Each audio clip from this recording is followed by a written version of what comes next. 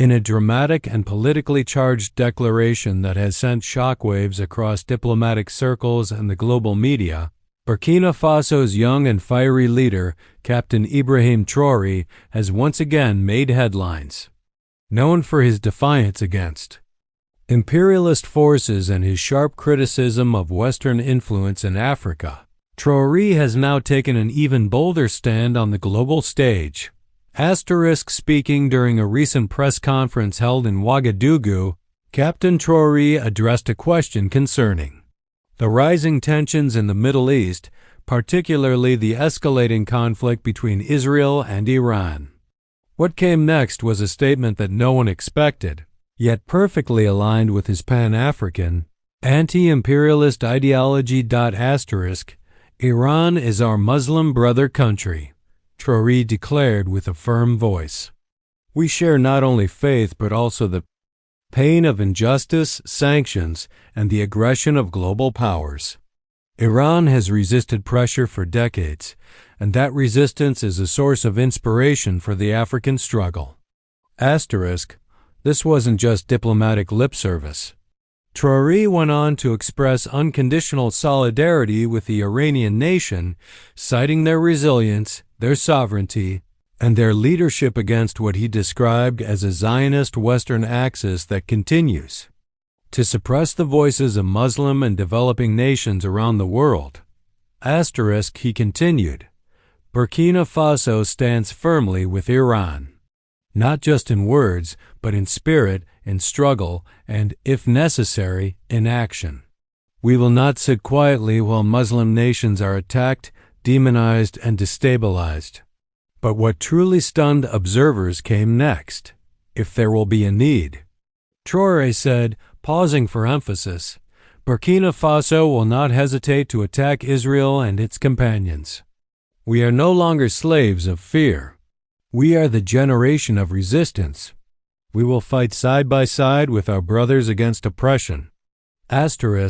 These words are not only revolutionary but also signal a seismic shift in Burkina Faso's foreign policy stance from a traditionally non-aligned, low-profile West African country to an assertive geopolitical player siding with the so-called axis of resistance. Traoré's remarks immediately drew mixed responses. Across the African continent, a surge of support from grassroots movements and pro-Palestinian organizations echoed online. Many young Africans see him as the new face of revolutionary leadership, a man unafraid to call out Western hypocrisy and willing to back his words with action. On social media, hashtags like #Traoré with Iran and #Africa against Zionism began trending within hours of the speech. In several countries, pro-Traoré rallies were organized, calling for greater unity among Muslim-majority African nations and solidarity with oppressed peoples worldwide. Yet, in Western capitals and pro-Israeli circles, the reaction was anything but supportive. Governments and analysts condemned the statement as reckless and inflammatory. Some labeled it dangerous rhetoric that could destabilize West Africa and drag the region into global conflicts. Reports suggest that diplomatic channels in Washington, Tel Aviv, and Paris were immediately activated, demanding clarification and assessing whether Burkina Faso had entered into any military alliances with Iran or its partners such as Hezbollah or Syria. Israel, on its part, released a brief statement warning that any act of aggression, no matter how symbolic or limited, would be met with overwhelming force. Israeli defense officials reportedly raised Burkina Faso's threat level on their geopolitical radar. Meanwhile, Iranian officials warmly welcomed the comments. A high-ranking advisor to Iran's supreme leader tweeted, Burkina Faso has proven it is not just an African nation but a courageous voice in the Ummah. We welcome Traoré's support and his brave words. State media in Tehran aired Traoré's speech multiple times, framing it as a victory for Islamic solidarity and anti-colonial resistance. The implications of this declaration are profound.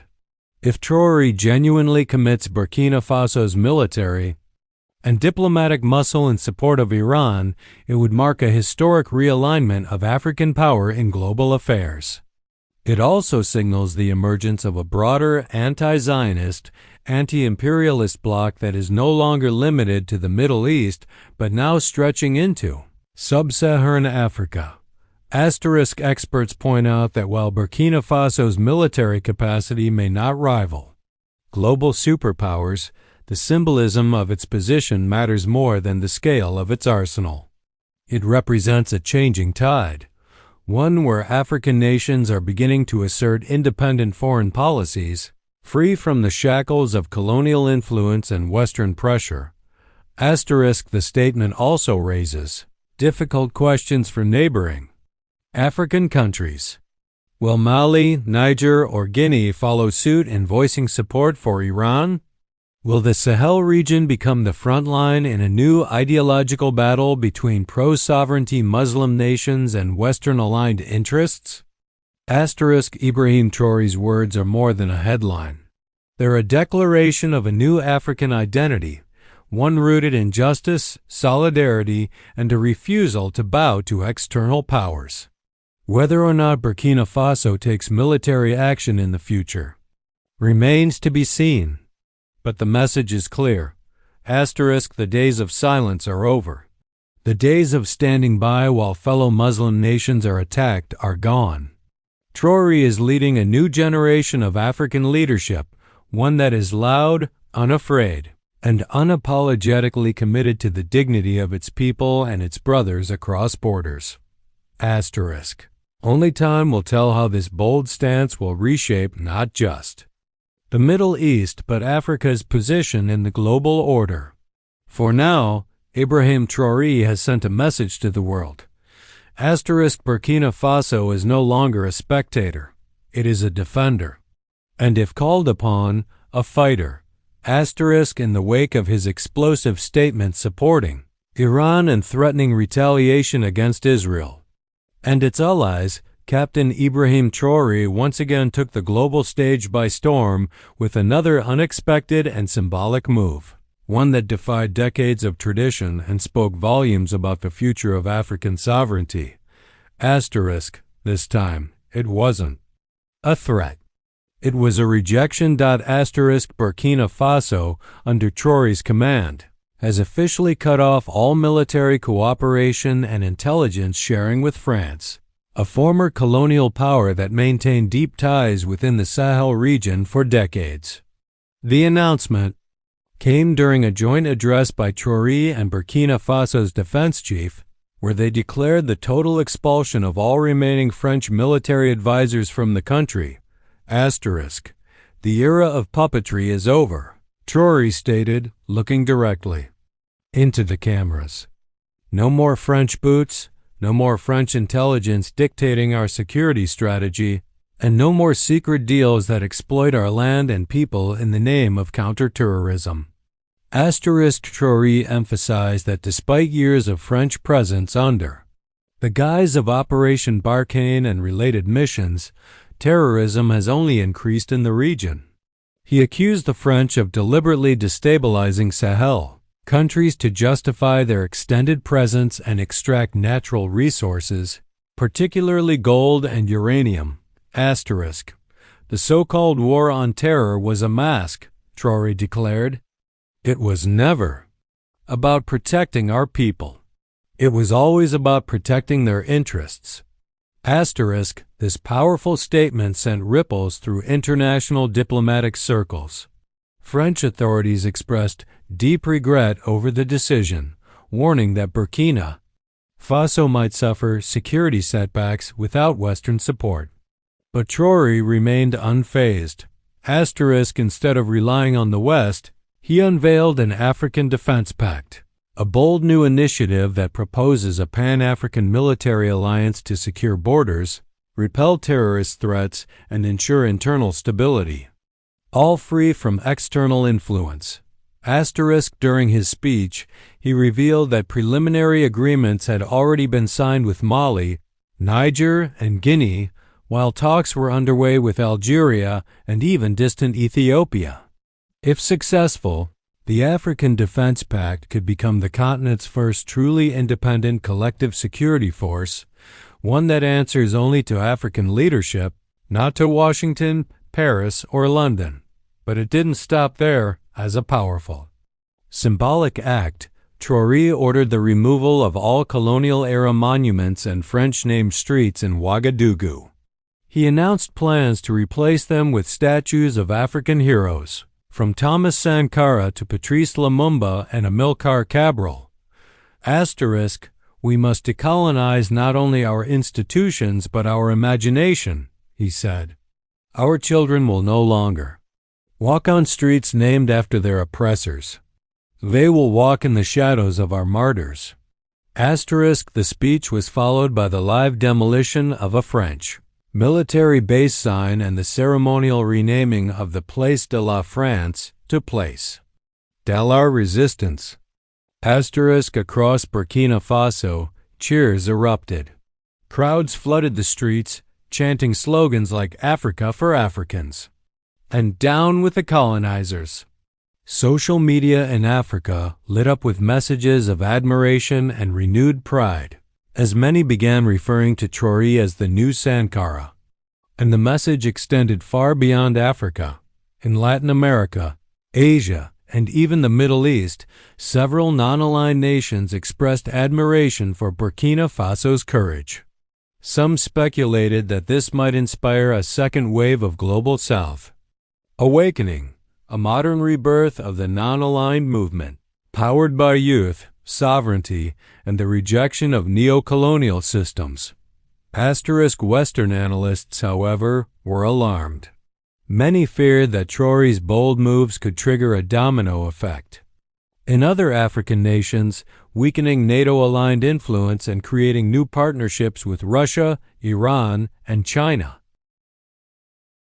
Already, rumors began circulating about an upcoming summit in Bamako, where Sahel leaders are reportedly planning to invite Iran, Russia, and Venezuela to join as security and trade partners. If true, it would represent an unprecedented geopolitical shift and a nightmare scenario for Western policymakers. Asterisk, yet, Ibrahim Traoré seems prepared for every consequence. His leadership is no longer about survival, it's about legacy. Asterisk, we are writing a new chapter, he said.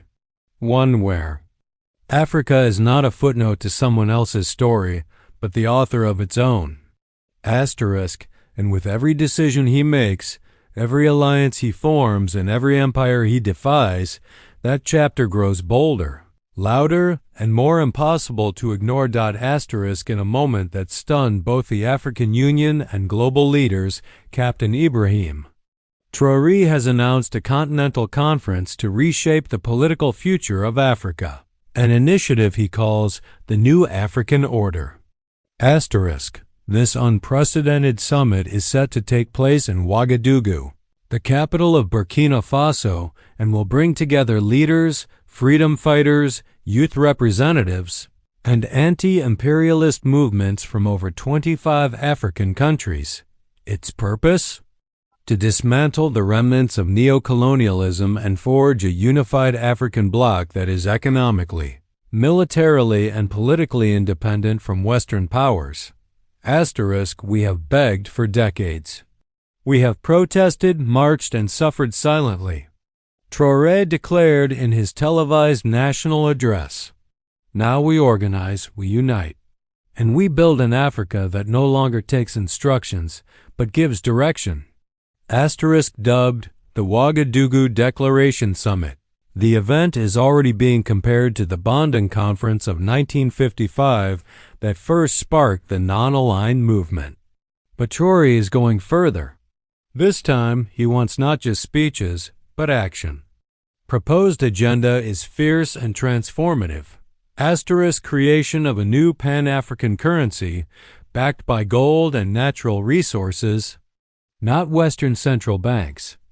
Asterisk, dissolution of French-backed CFA franc system in West Africa and full monetary independence. Establishment of a united African trade corridor that bypasses the US dollar and euro. Continental military coalition named the African Shield Force, with troops drawn from Burkina Faso, Mali, Niger, Guinea, Chad, and potentially Eritrea and Sudan, all under one command. Formation of a continental intelligence agency to protect African leaders from foreign-backed assassinations and coups. Launch of a media platform for African voices, free from Western corporate influence. Traore emphasized the economic exploitation that has plagued the continent for centuries. We are rich in gold, uranium, diamonds, lithium, oil, yet our people die of hunger. Why? Because Africa is not poor. It is looted. He then paused and delivered one of the most quoted lines of his speech. Africa does not need charity. Africa needs liberation.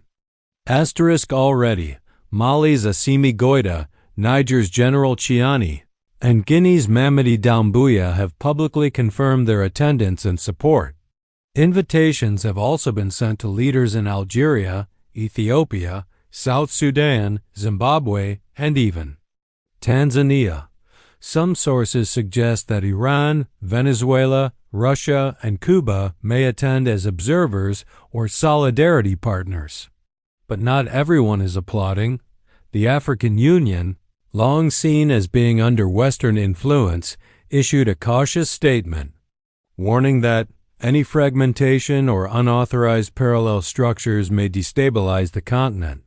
France called the summit a dangerous provocation, and Western media labeled it a populist rebellion wrapped in nationalism.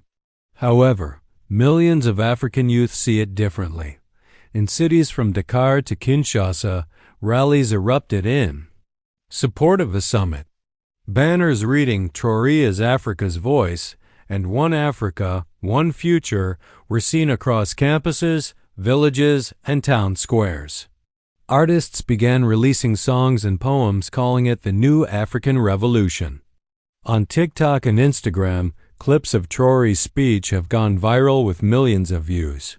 Dubbed in local languages and shared with pride. In a bold move, Traoré also announced that no Western media outlets would be allowed to attend the summit. "We will not let the colonizer define our narrative. Africa will speak for itself."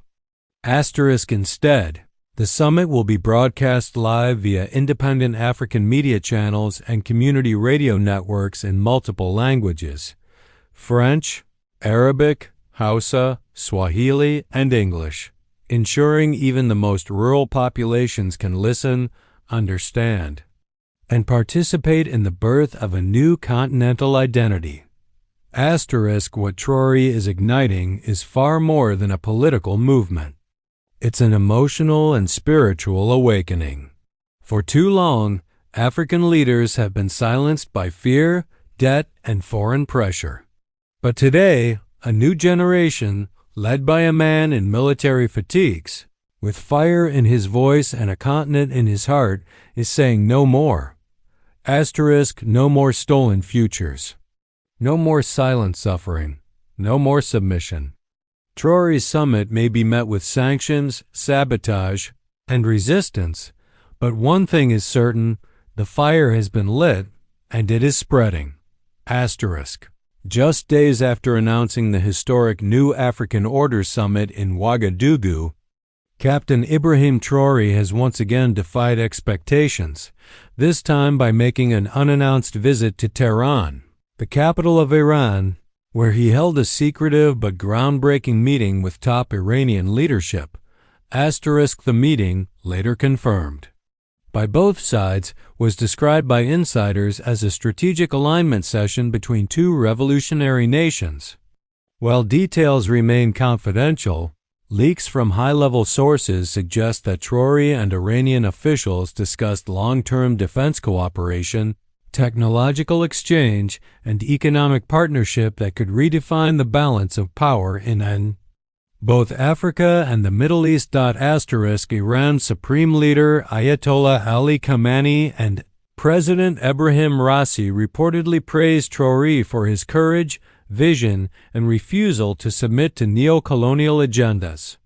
Traoré, in turn, described Iran as a beacon of resistance and a brother nation in the global south that has stood strong against Western hegemony. But what shocked international observers even more was the signing of a memorandum of understanding between Burkina Faso and Iran, one that includes the deployment of Iranian military advisors to assist Burkina Faso's forces in drone and missile defense strategies, transfer of low-cost surveillance and combat drone technology to Burkina Faso to combat terrorism and foreign-backed militias, a long-term energy deal, with Iran promising to help Burkina Faso develop oil refining, gas extraction, and energy storage infrastructure. A mutual cyber defense agreement allowing both countries to collaborate in protecting against Western intelligence agencies and surveillance efforts. And most symbolically, the creation of a joint anti-sanctions research group aimed at finding ways to bypass US-EU sanctions through crypto, gold, and barter trade systems. Within hours, Western media exploded with concern. CNN called it a dangerous alliance between radical ideologies. The BBC described it as a strategic provocation. And the French government issued a warning claiming that Traoré is dragging West Africa into a new Cold War. But for millions across Africa and parts of the Middle East, this bold alliance sparked celebration. In Bamako, Niamey, and Conakry, youth-led protests erupted, not in opposition, but in solidarity with Traoré's vision. Thousands held posters that read, Africa and Iran, one fight, one future. From Tehran to Ouagadougou, resistance unites us. The United States State Department officially condemned the visit, warning Burkina Faso of severe consequences if it continues its partnership with designated rogue states. Sanctions are now reportedly being prepared against top Burkinabe military leaders in key trade sectors. But Traoré responded swiftly during a national address on his return to Burkina Faso, we will not be blackmailed by sanctions. We will not be threatened by empires, he said. The West has had its time. That time is over. A new dawn is rising, and it rises from the south. He continued, Iran stood alone for decades and survived. Cuba stood alone and survived. Venezuela stood alone and survived. And now Africa will stand together and thrive. He ended the speech by revealing another shocker. Burkina Faso has formally requested observer status in the Shanghai Cooperation Organization, SCO, led by China and Russia. It is also exploring joining the BRICS economic bloc alongside Iran and Ethiopia. Analysts now say that Traoré is not just rejecting the old world order. He is actively building a new one. He is drawing a map not of borders, but of shared struggle. Not of divisions, but of dignity. The West has called it dangerous. But for oppressed nations, from Palestine to Sudan, from Syria to the Sahel, Traoré is becoming a symbol of fearless solidarity. A man who walks boldly into fire, not to destroy, but to awaken. One Iranian general reportedly told Traoré during the visit, you are not just a president, you are a movement. And perhaps that is the most accurate description. Traoré is more than a leader now. He is a wave crashing against the walls of empire, a wave carrying the dreams of the forgotten. A wave that just might change the course of history.